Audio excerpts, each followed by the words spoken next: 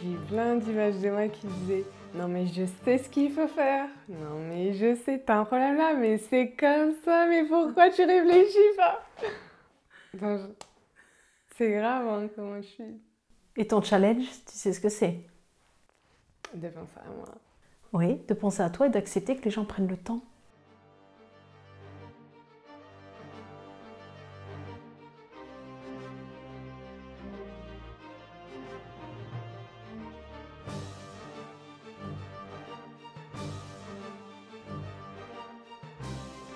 Déjà, je me sens beaucoup mieux. J'ai pu parler avec ma femme de choses que je n'abordais pas avant. Ça m'a beaucoup aidé.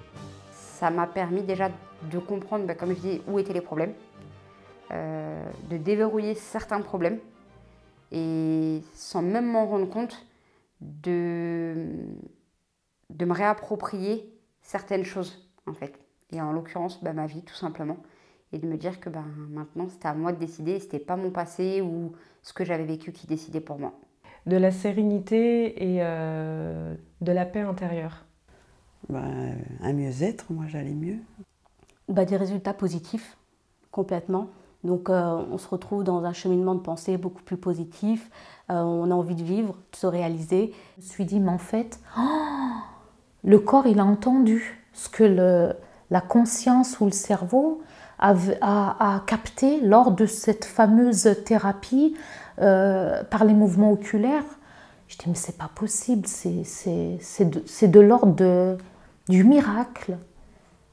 Et donc ça fait 2 ans, je suis venue en 2016 et aujourd'hui, encore aujourd'hui, absence totale d'aphthose. Donc j'ai réglé ça.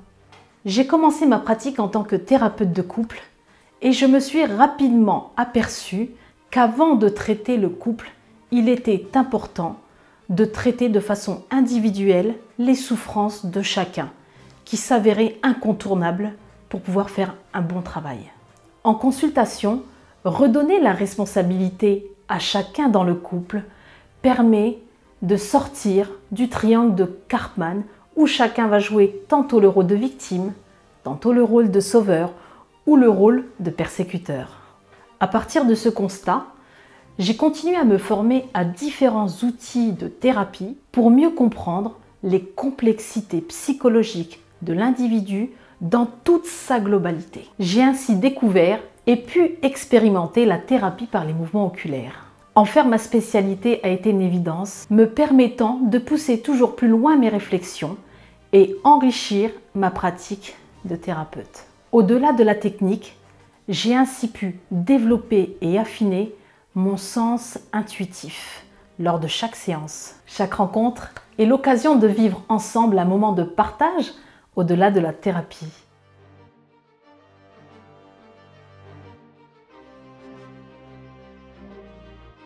On voit dans son quotidien qu'on gère mieux les situations. Voilà.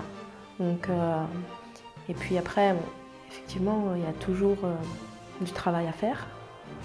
Ce qui était étonnant, c'était l'évidence des choses, mais c'est le fait de, justement, tellement elles étaient évidentes que je ne les voyais pas. Le brouillard commençait à partir et ce qui est magnifique, c'est que quand je vous ai parlé de ce fameux trauma petite, il faut savoir que les principaux symptômes de ma maladie de l'époque étaient une aphtose bipolaire, ça veut dire des aphtes dans la bouche et des aphtes vaginaux.